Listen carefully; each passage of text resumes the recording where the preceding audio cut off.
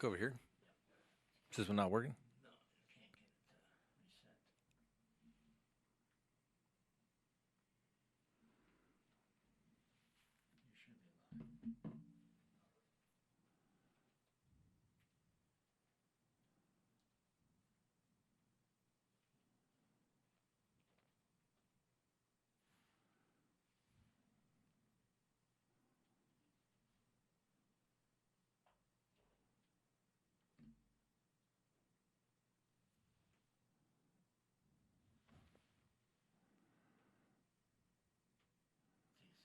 All right. Well, I think we're live now. Still a black screen here on my side. Hopefully something will be coming on here in just a second. Okay. Maybe we can...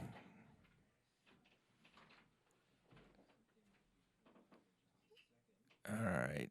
Still waiting here for a second for the live to come up here.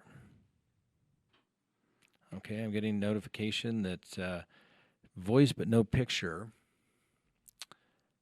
So can we check that to see if the camera's on? Oh, here we go. Okay, so good afternoon. For those of you who do not know, my name is Scott Reich, and we do a little vlog / podcast here from Denver, Colorado. And this is Crime Talk. And so obviously it's been a busy day. Most people who've been following us and hopefully received this notification know that Christopher Watts was sentenced today. He received his 4 life sentences plus 84 years. So Mr. Watts will not be joining anyone for Thanksgiving dinner other than in the Department of Corrections. And as promised, I told you that I would have the autopsy results as soon as they were released. I anticipated that the results would be held until tomorrow. That's what the coroner had told me, but they have been released to me. I'm sure other people who have requested them now have a copy of them, but I have them right here. And go ahead and I'll walk through them for each of the individuals here, Shanann, Celeste, and Watts. And I think you will find that they will be somewhat shocking as to the information inside of them. We did learn at the sentencing today that Shanann Watts was strangled and the children, Celeste and Bella, were suffocated. But as we read on here, it's just a little, I've read hundreds of these over the years, and you still always pause and just think. So Shanann Watts, her autopsy, diagnosis, history of being reported missing and subsequently being found unresponsive in an obvious state of death in a shallow grave. And then asphyxiation due to manual strangulation, bruising of the anterior strap muscle of the neck. Mild to moderate decomposition consisting of generalized discoloration, bloating, and skin slippage. And hopefully this isn't too much for everyone, but we'll try to keep the family version here, but understanding this is what happens when people die. And then history of intrauterine pregnancy, second trimester, largely decomposed fetus and placental unit found expelled from the gravid uterus. And the toxicology as it relates to Miss Shanann Watts is a .128. So obviously above the legal limit, but frankly, it's not going to be anything that's going to do. She would have known what was going on. That's for sure. So just a couple of the highlighted points here.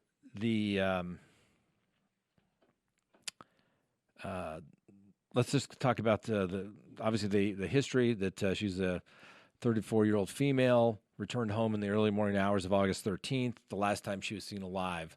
She was subsequently reported missing on the afternoon of August 13th following extensive search and investigation by law enforcement. The decedent was found unresponsive in an obvious state of death in a shallow grave in rural Colorado. The decedent was pronounced dead at the gravesite at 0005 hours at August 16th of 2018. And goes on basically that the district attorney's office representative were there and read a portion of an email that was received from the public defender's office. In the email, the public defenders had requested that we swab the necks of the children for residual trace DNA. According to him and his expert DNA witnesses, they anticipate trace DNA being preserved on the neck structure of the children despite being confined in a container of oil, water, and the associated sludge matter over the course of several days. So that's kind of the witnesses who were there. And the clothing, the decedent is received in a sealed body bag and clad in the following items: a purple T-shirt, a pair of blue underwear, a black bra, a white metal piercing in the left nares, paper bag around each hand. No identifying visual marks or scars, evidence of medical surgical intervention, none. External evidence of injury possible, pattern abrasions on the neck and left aspect of the face. Internal evidence of injury, a 1 centimeter area of probable bruising on the anterior subcutaneous neck tissue. Bruising of the superior aspect of the right sternocleidomastoid muscle. Bruising on the soft tissue of the facial tissue of the surface of the right thyroid cartilage. Bruising of the soft tissue associated with the right horn of the thyroid bone, which is intact. So the autopsy was commenced at 10:30 hours on August 17th. Let's see, had his assistants. Let's see, the body is that of a well-developed, well-nourished, although decomposing Caucasian female whose appearance is generally consistent with that of a 34-year-old woman. Rigor mortis is released in the major muscle groups. The liver mortis is not readily apparent due to the postmortem artifact. We can go through. I'm not going to read through everything because, frankly, I think people will get the gist of it. And frankly, like I said, it's not necessarily a family show if I start reading all the information here. But the thing that I think is somewhat, I think, kind of will explain it is that it says when they talk about the external genitalia, adjacent to the probable uterus is a largely degraded portion of tissue, which is unfortunately covered in sandy debris from the gravesite. Upon further examination of the tissue, it is revealed to be a largely decomposed fetus. Gender and age cannot be determined. However, it has the following measurements and goes into it. There are approximately 17 centimeters of umbilical cord extended to the disrupted placental disc, and they're ruptured and covered with sandy debris. Portion of the placenta, umbilical cord, and membranes will be retained, and the fetus will be transferred to the jurisdiction of the CBI for subsequent genetic analysis. And so that's basically it. I think you all get the gist of it. Nothing else was there, and obviously she was strangled to death. The children, Bella, this was the one that the district attorney described in his sentencing statement. This was obviously the 4-year-old Bella, missing, same thing, missing and subsequently located in an obvious state of death within an oil tank battery. And understand, this is Mr. Watt's own children.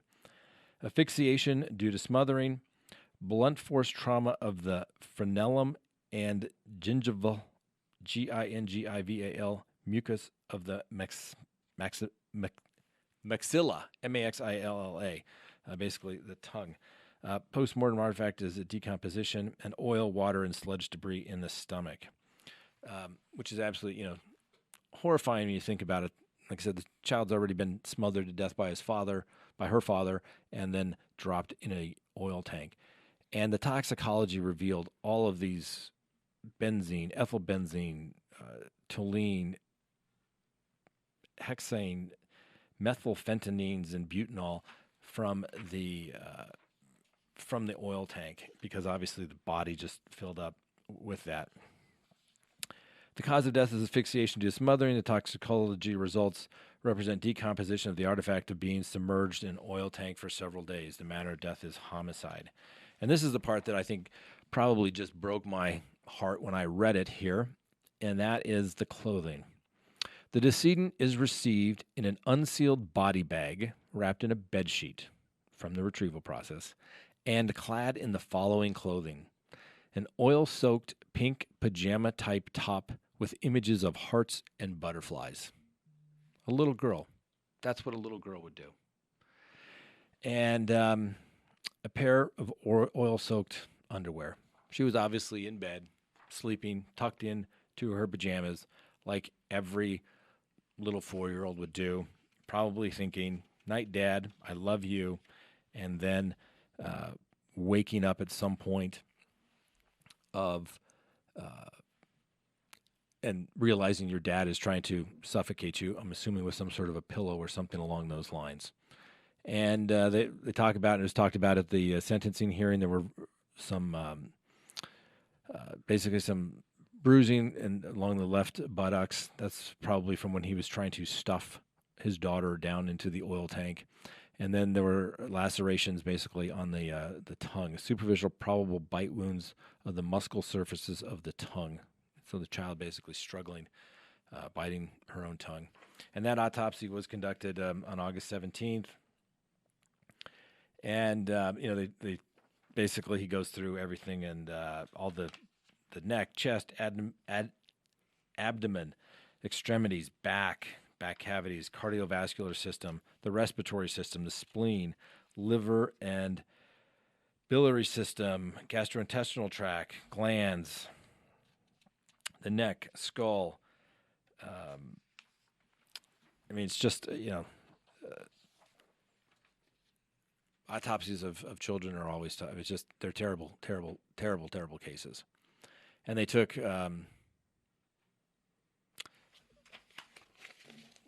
they took tests of all that. And then obviously Celeste, it's the same thing. Everybody, we've heard it. No need to harp on it, but I think, the public has a right to know as to what it was. And like this is very similar. It kind of breaks my heart when I see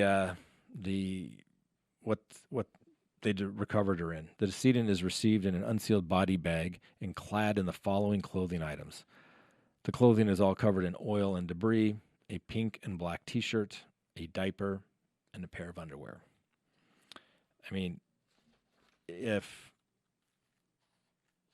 absolutely shocking, and this is the father of a child who could possibly do that. So I wanted to make sure that we got this information out as quickly as we could. One of the questions I see here is any signs of sexual abuse? Absolutely none. Absolutely none. This is not a sexual abuse case. This was a case of a man who was unhappy with his life, and instead of getting a divorce and moving on, he could have simply got a divorce. So the other document that I obtained just this afternoon was the transcript of the official proceedings on November 6th when Mr. Watts pled guilty, and this was the copy of the transcript. It is a complete colloquy between the judge and Mr. Watts, and it basically goes through. But I think I want to get to I'll give you kind of the background of it, and then I want to make sure we talk about what the questions the judge asked Mr. Watts, and simply because I think it will put a lot of people at ease, and it will end a lot of speculation that Mr. Watts somehow didn't know what he was doing. We didn't know, and that's the problem in today's world is everybody wants to keep secrets, so to speak, and the public has a right to know these type of things. I really don't believe it's going to taint any kind of jury pool, but that is what the reason why it was supposedly held. So the court goes through, makes a little colloquy that they added on to the docket, and judge receives the paperwork, and the court states, so it's my understanding that you're going to plead guilty to all counts set forth in the complaint and information. Specifically, you're going to plead guilty to count 1, murder in the first degree, Class 1 felony as it relates to Shanann Watts. You're going to plead guilty to count 2, murder in the first degree after deliberation, a Class 1 felony as it relates to Bella Watts. You're going to plead guilty to count 3, to murder in the first degree after deliberation as relates to Celeste Watts, a Class 1 felony. You're going to plead guilty to count 4, murder in the first degree with a child being under the age of 12 as it relates to Bella Watts, a Class 1 felony. You're going to plead guilty to count 5, murder in the first degree, the child being under 12. That relates to Celeste Watts, a Class 1 felony.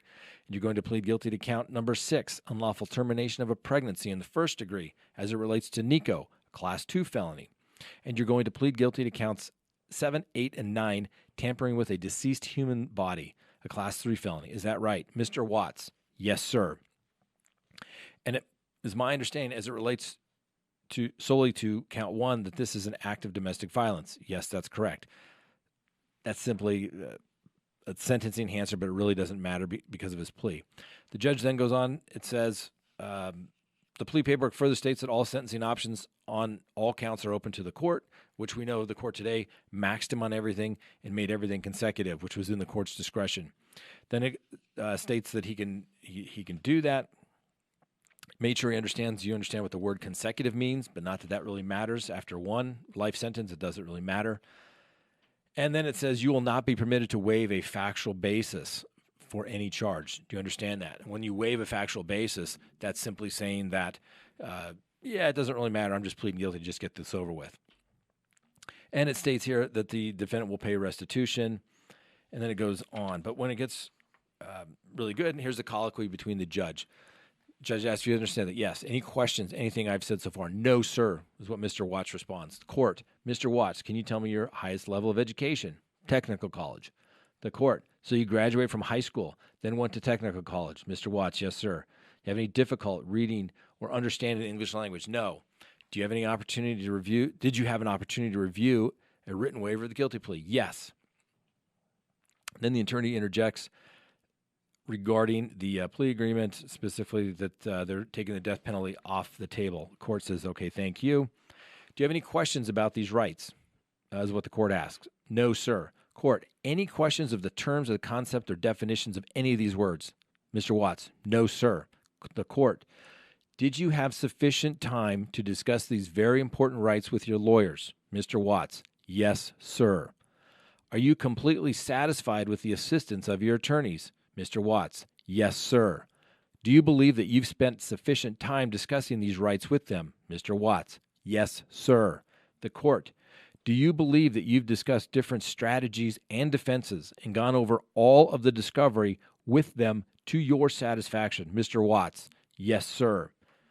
The court, did they answer all of your questions to your satisfaction? Mr. Watts, yes, sir. To date, is there anything that you believe they should have done that they have not yet done? No, sir. So again, you are completely satisfied with the assistance of your attorneys representing you in this case. Mr. Watts, yes, sir. Then he goes through the paperwork, and they talk about the penalties and things of that nature. We don't need to belabor that, but I think that will clear it up. If anyone had any doubts whatsoever of whether Mr. Watts knew what he was doing or was in the right frame of mind. So that's where we are. I hate to keep bothering you all, but it was relevant information, and I told you that I would bring it to you as soon as we receive that information, and we have done so.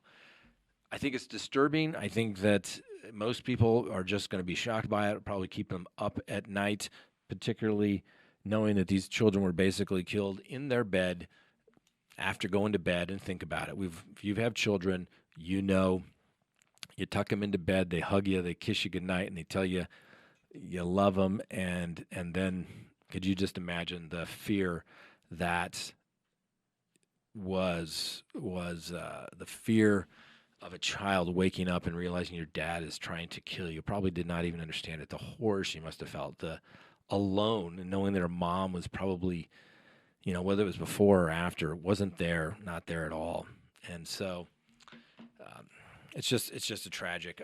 Looking at some of the comments going by here real quick. The time of death is when it was pronounced. Shanann Watts, they pronounced her dead August 16th at 2018 at 12:05 a.m. That's when she was recovered.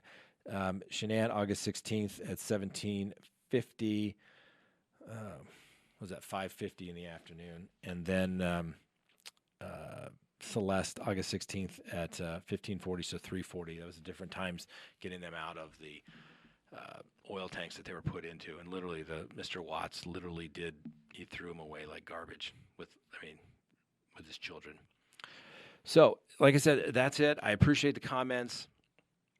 I appreciate it if you would subscribe to our channel. If you appreciate it, like us. If you want to be notified of the reports in the future that we're going to do, we're obviously going to be following other cases. Like I said, we want to do something that's a little different than what's on the newscast and actually have some substantive conversations, take your questions, and things of that nature. And hopefully we've answered those questions. We want to give you a little bit of perspective. That was the goal early on, to see, to show what's going on and explain things, because most people don't know what necessarily goes on and why things are done. And so hopefully we've been able to provide that assistance. Like I said, I just wanted to bring it to you once we received it. I think the transcript clears up any doubt that Mr. Watts didn't know what he was doing. The autopsy reports brought that to you, and clearly shows that the manner of death. Some of the questions here: was the alcohol in her system from decomposition or drinking? More than likely, it would be from alcohol, because once one is deceased, the body stops metabolizing the alcohol in the system, so it would remain at that time. Can you explain the toxicology report regarding the alcohol? The doctor simply took a sample and had it tested, and it came back alcohol concentration 0.128. Not, it's above the legal limit, but not anything where one would be completely stumbling all over the place and not being able to, do anything. Scott said DA said it was decomposing. Yes, that starts, and obviously when bodies are put out in the environment, they will start decomposing literally immediately after death. And so that's it. The children were obviously in the same state, but they were, had oil. I think I don't know if I mentioned it, but throughout the autopsy for the children, they both had this unprocessed oil throughout their bodies. Let me just read this one portion of it here. It's just, can't imagine. Everyone's entitled to a defense, and I completely get that, and I'd be the first one if I was, asked to do that, to represent anybody, because we need to make sure you go through the process. Otherwise, this is what separates us from the rest of the world. Is we're civilized world. We do give due process, even if we know or believe or think somebody's absolutely positively guilty. We want to make sure that it works, and that's what separates us from, you go to some foreign country, and the next thing you know, the decision's made before you even get there. And some people don't like it. Everyone thinks, oh, he's a terrible human being. He very well may be. I think this case has proven that he is, but we need to give that due process. Like I said, that's constitutional rights. That's what separates us from, the bad guys, and it's just the way it is. All right. Some of the comments here before we go. Yes, Nico was expelled from the womb. Horrible. Pregnant. Children definitely dead before put in oil. Do you know? No one will ever know the exact time unless Mr. Watts tells everybody. They simply know when they found them, they were deceased at that time. We'll never know exactly for sure. Do I believe everything the DA says? I haven't seen all of the discovery, but I have no reason to doubt what Mr. Rourke is saying. I know him. I've dealt with him over the years. He's a good man. He's an honorable man. He has no reason to lie or to hide anything at this particular point. Diane Stein, oil in the lungs, yes. Have you seen the picture Chris sent his wife with a full-size child doll laid out on the couch as if dead? No, I have not seen that. I've seen a couple of comments, but I haven't seen that particular thing. So, all right, ladies and gentlemen, it's been a busy day. I hope you enjoyed our updates. I appreciate you taking the time out of your day to watch our little podcast here, and I appreciate it. Please subscribe, please like, and please follow, and we will be in touch and have some more cases soon. And if there's anything that comes out on the Christopher Watts case, we'll have that as well. Maybe we'll try to be the first one to show his Department of Corrections photo when he gets there in the next day or so. So have a great day. Thanks for listening. I appreciate you watching. Thank you.